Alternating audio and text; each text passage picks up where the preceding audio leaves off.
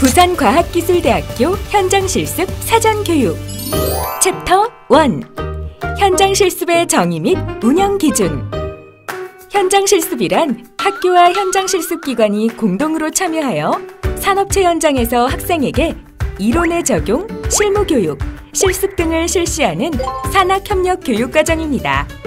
실습학기제란 우리 대학 학생 현장실습 운영 규정에 따라 학교와 현장실습기관이 공동으로 참여하고 쌍방 간에 합의한 기간 동안 현장실습기관에서 실무교육과 실습을 실시하고 이를 통해 학점을 부여하는 산학협력 교육과정입니다. 현장실습은 원칙적으로 학생의 실무능력 함양에 중점을 두어야 하며 실습기관은 현장 실습생의 전공과 기술을 고려해 직무를 배정하고 경험할 수 있도록 실습 기회를 제공해야 함을 원칙으로 하고 있습니다. 챕터 2 현장 실습의 운영 절차. 현장 실습의 자격 요건은 다음과 같습니다. 실습생 1. 1학기 이상을 이수한 재학생 3년제의 경우 3학기 이상 이수자 2. 중소기업 계약학과 재학생 산업체 위탁과정 재학생 등 제외. 실습기관 1. 국가 및 지방자치단체, 공공기관, 연구기관, 기업 등 학생의 실무교육 및 실습이 가능한 기관 2. 학생의 전공지식 및 실무능력 배양이 가능하도록 전공과 관련된 업무를 부여할 수 있는 기관 3. 학교와 함께 현장실습의 교육적 기능을 이루어질 수 있도록 하는 체계적인 현장실습 운영 계획을 수립할 수 있는 기관 4. 학생을 교육, 지도 및 관리를 전담할 실습기관 교육 담당자를 배치할 수 있는 기관 5. 학생의 보건, 위행 및 안전을 보장할 수 있어야 하며 학생에게 안전교육, 성희롱 예방교육 등을 실시할 수 있는 기관 6. 기타 정부 재정지원 사업, 예, 사회 맞춤형 사업 등에서 규정하는 기준에 부합하는 기관. 실습기관 불인정 대상 1.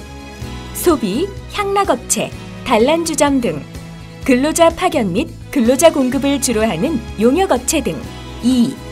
계절적, 일시적 인력 수요를 필요로 하는 사업체 및 다단계 판매업체 계절적 농수산물 가공기업, 특수일을 대상으로 한 선물 포장 기업 등 3.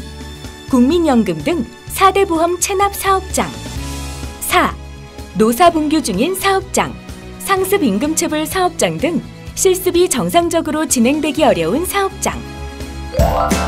실습학기제 운영 절차는 다음과 같습니다. 1. 현장 실습 계획 수립 2. 현장 실습 참가 신청 3. 실습기관 업체 선정 4. 현장 실습 협약 5. 현장 실습 시행 6. 중간 보고서 현장 실습 지도교수 8. 실습 결과 취합 9. 학점 인정.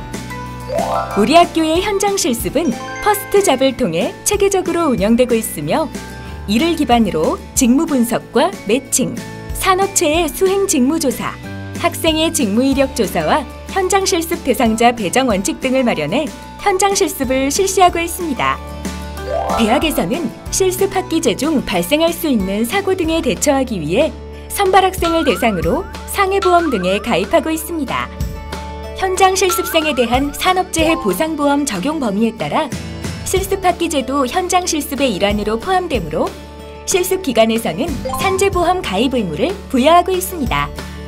실습 시간은 1일 8시간, 주 40시간을 초과하지 않는 것이 원칙이나 실습 수행 과정상 필요한 경우에 한하여 실습기관이 학생의 동의를 얻어 1주간 최대 5시간까지 연장할 수 있습니다. 단, 오후 10시부터 이길 오전 6시까지의 야간 현장 실습은 불가합니다. 참여 학생은 실습기관의 지도사항에 따라 연속 4주 이상 전일제로 실습을 수행해야 하며 현장 실습관리 시스템을 이용 주간 보고서와 종합 보고서를 작성하고 제출해야 합니다. 담당 교수는 실습기간 중 1회 이상 현장 지도 방문을 실시해야 하고 실습 종료 후 7일 이내에 현장 실습 관리 시스템을 통해 만족도 조사를 반드시 실시해야 합니다. 학점 인정 사항은 평가 총점 60점 이상일 경우 전공별 교육과정으로 개설된 현장 실습 교과목의 학점으로 취득이 가능합니다. 챕터 3. 사전 준비. 현장 실습생은 학생 신분으로 원칙적으로 근로자가 아닙니다. 하지만 현장 실습이 실질적 근로를 제공하는 경우 근로자로서의 신분도 가지게 되며 각종 근로형법이 적용됩니다. 실습생으로서의 준수사항은 다음과 같습니다. 실습생 준수사항 1. 교내 학생 현장 실습 운영 규정에 따른 절차 및 기준 2. 실습기관의 안전관리 규정 및 기준 3. 현장 실습 중 습득하게 된 실습기관의 기밀사항 등의 누설 금지 등 성공적인 현장 실습을 수행하기 위해서 점검해야 할 준비사항입니다. 첫째, 자신의 관심 영역에 대한 성찰이 필요합니다. 실습 기관을 선정하기에 앞서 자신의 관심 영역을 분명히 하고 실습을 마친 후 어떤 기관으로 취업을 희망하는지 우선적으로 고려해 본 후 이와 관련성이 있는 기관으로 선정하도록 합니다. 둘째, 실습 기관에 대해 정보를 수집하고 정리해 보아야 합니다. 해당 기관이 어느 지역에 위치하고 있으며 어떤 유형으로 운영되고 있는지, 기관 특성은 무엇인지 등에 대하여 조사해야 합니다. 셋째, 무엇을 배울 것인가에 대한 학습 목록을 작성해야 합니다. 실습에 들어가기에 앞서 실습 과정 동안 무엇을 배우고 싶은지, 그리고 현재 자신의 상태를 고려해 볼 때 좀 더 배워야 할 것들이 무엇인지 등을 정리하는 학습 목록을 작성해 보도록 합니다. 다음은 현장 실습 시 유의해야 할 사항입니다. 무단결근, 중도 포기, 실습기관의 안전관리 기준 준수 등의 유의사항을 숙지하고 문제가 발생했을 때는 반드시 현장실습 지원센터나 학과에 연락하도록 합니다. 챕터 4. 안전보건교육. 안전보건교육 실시.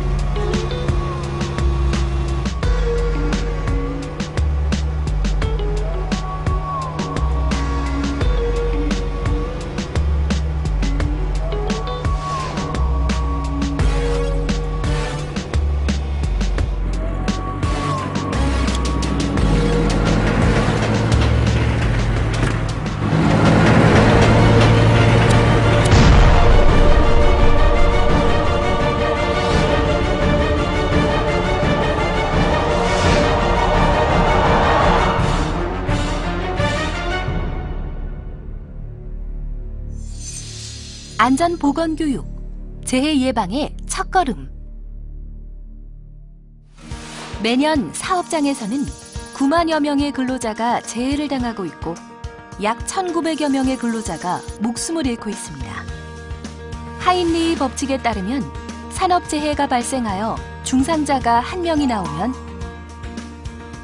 그 전에 같은 원인으로 발생한 경상자가 29명, 같은 원인으로 부상당할 뻔했던 잠재적 부상자가 300명이 있었다고 합니다. 즉, 큰 재해와 작은 재해, 그리고 사소한 사고의 발생 비율이 1대 29대 300이란 것입니다. 우리 산업 현장의 재해 원인인 불안전한 상태와 불안전한 행동을 유발하는 노출되거나 잠재된 유해 위험 요인이 다양하게 존재하고 있습니다. 이런 잠재적 위험을 찾아 제거하고 스스로 안전한 행동을 하도록 유도하는 등 재해 예방의 첫걸음이 바로 안전보건교육입니다.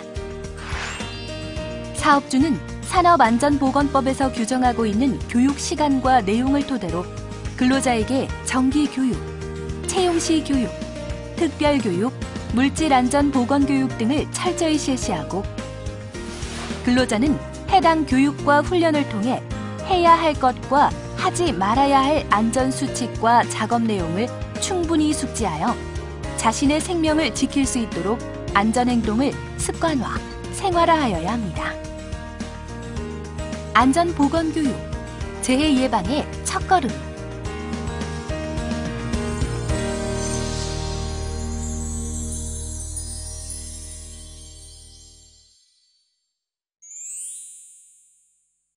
챕터 5. 성희롱 예방교육.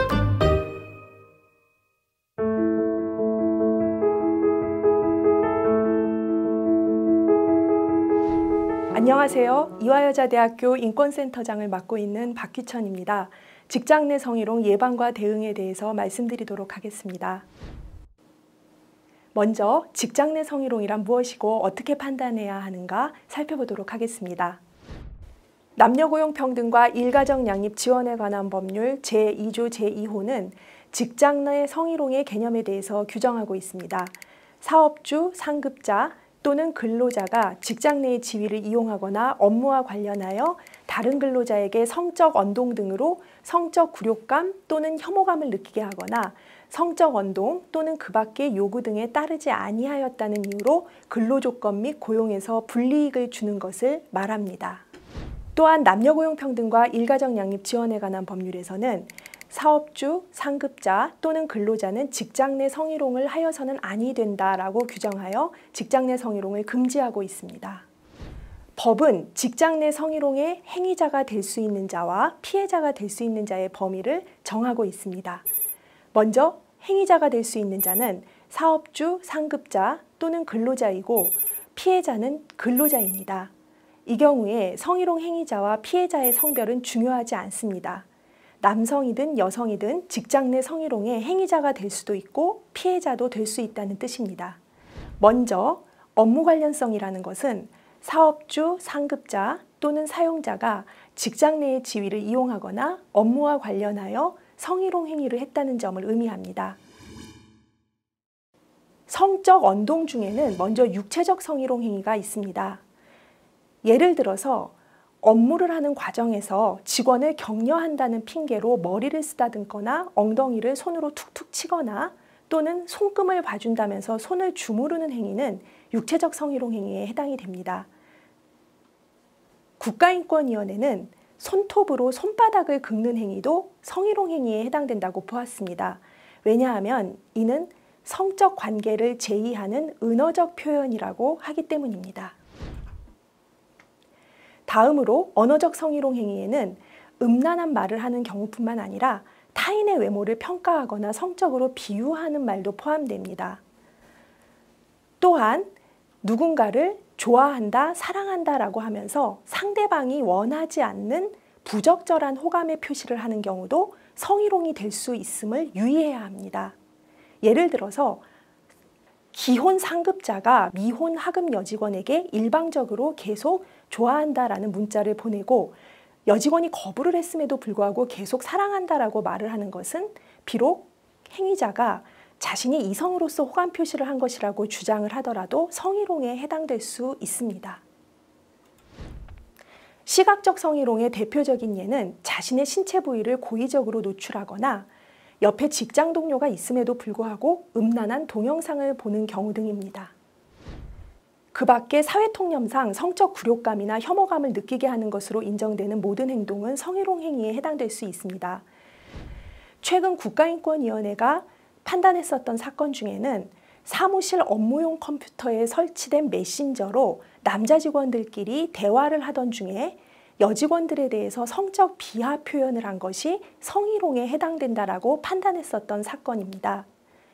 해당 여직원이 가해자 중에 한 명인 상사의 지시로 그 컴퓨터를 보는 과정에서 자신들을 성적으로 비하하는 대화 내용을 보게 된 것입니다.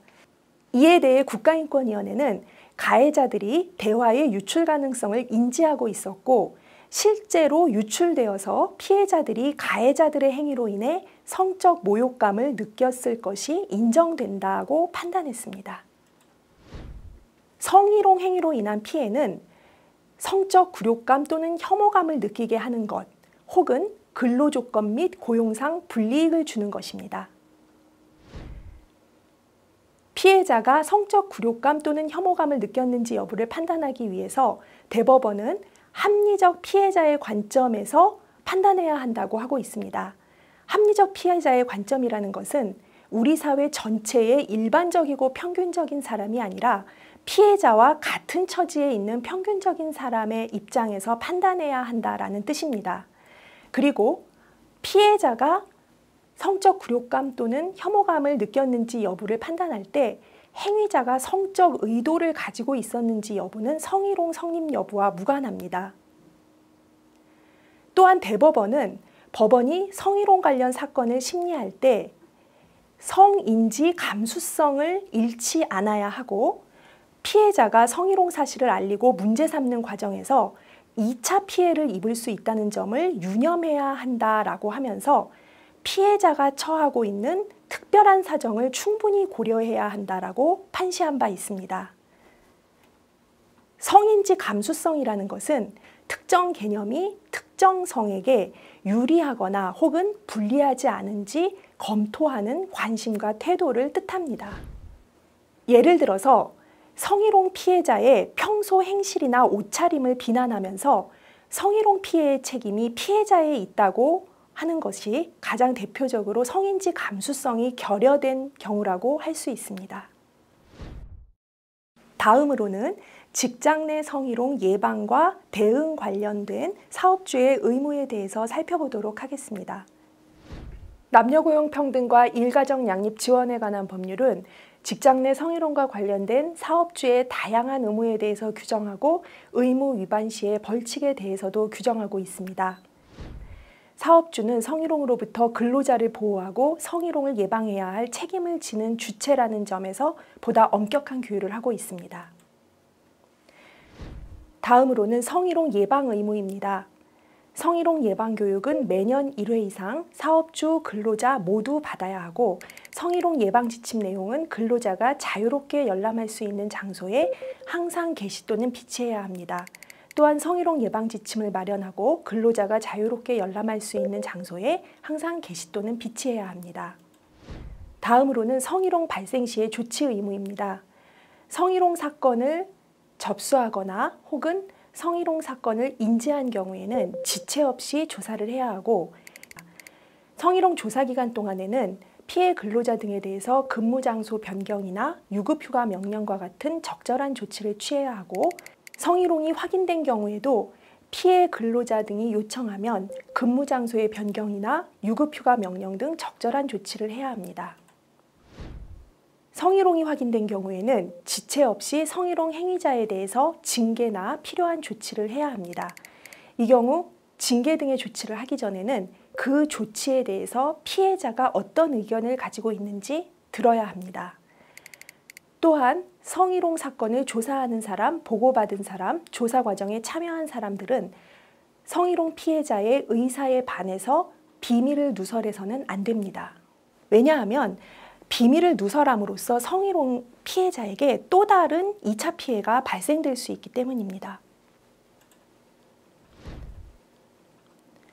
특히 법에서는 성희롱 신고자와 피해자 등에 대한 불리한 처우를 금지하고 있고 그 금지되는 불리한 처우의 내용을 상세하게 규정하고 있습니다.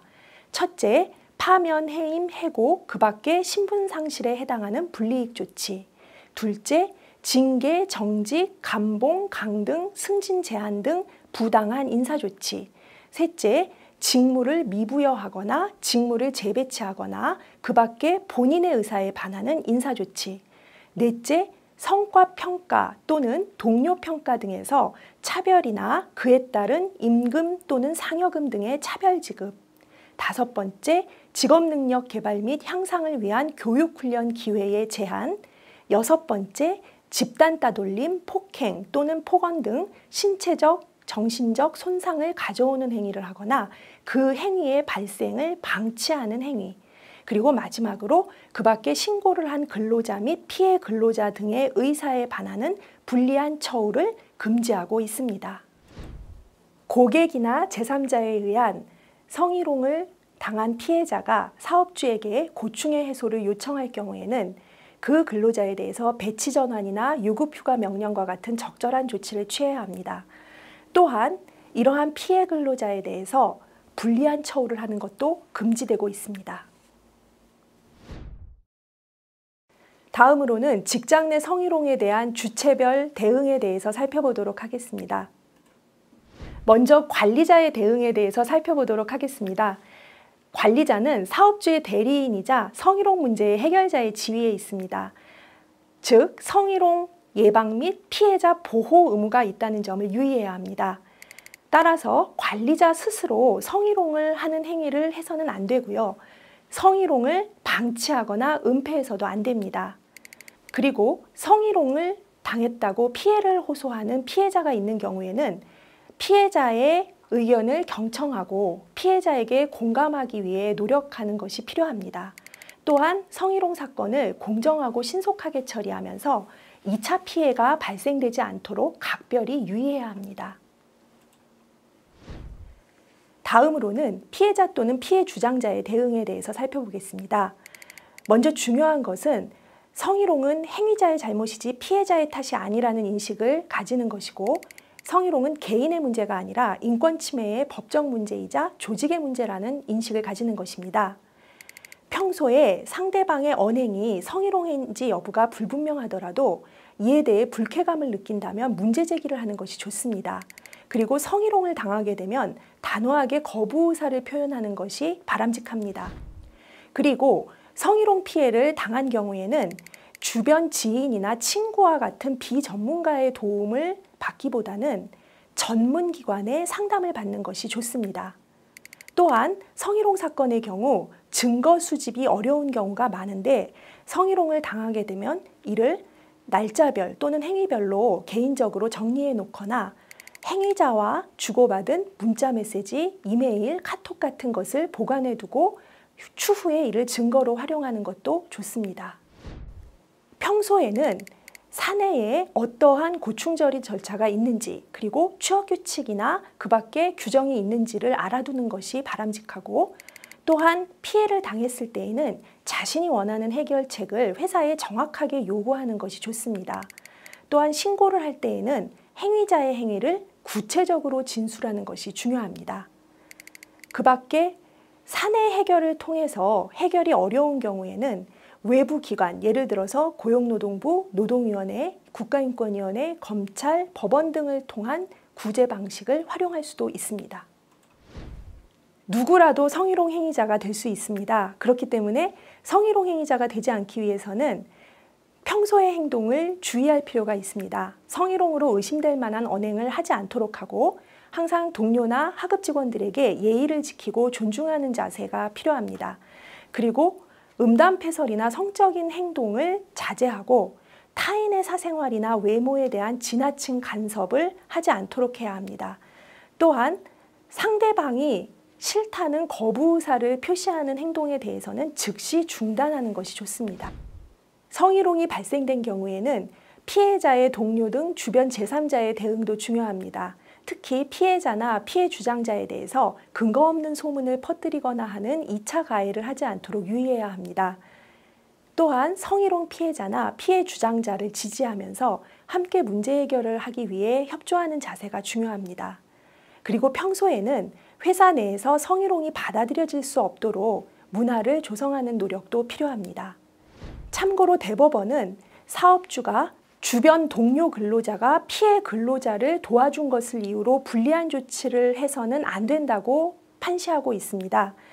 비록 법에서 직접적으로 피해 근로자에게 도움을 준 동료 근로자에게 불리한 조치를 금지하는 규정을 두고 있지는 않지만, 피해 근로자를 가까이에서 도와준 동료 근로자에게 불리한 조치를 한다면 이것은 피해 근로자에게 정신적 고통을 입힌 것으로서 민법상의 불법행위 책임을 물을 수 있다고 판단하고 있습니다.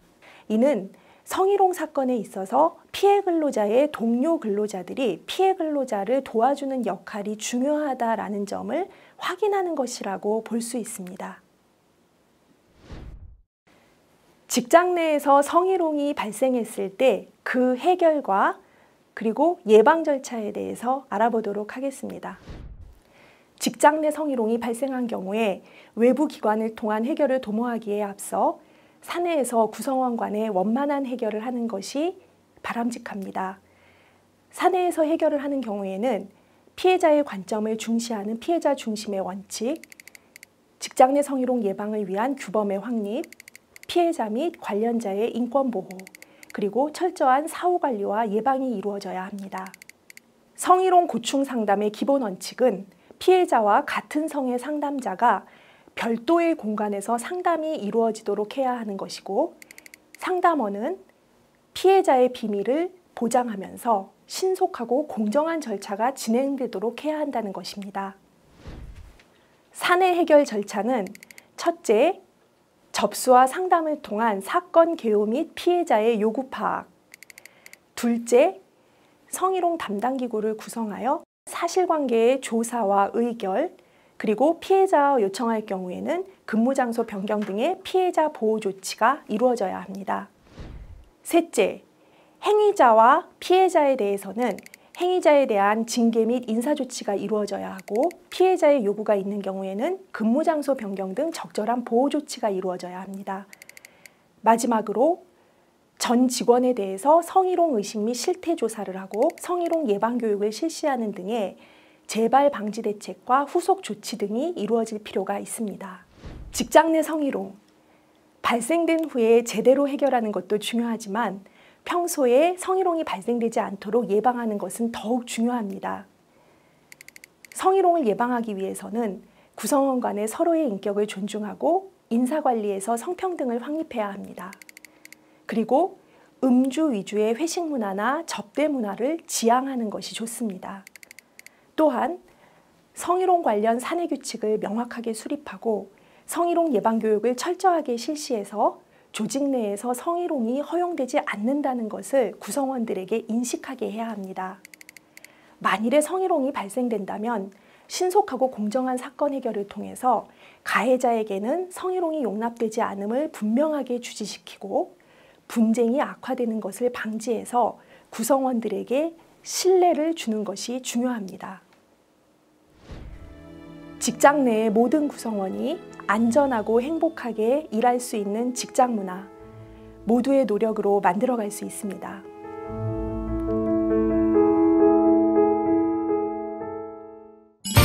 학생 여러분들의 성공적인 현장 실습을 기원합니다. 부산과학기술대학교 현장실습 사전교육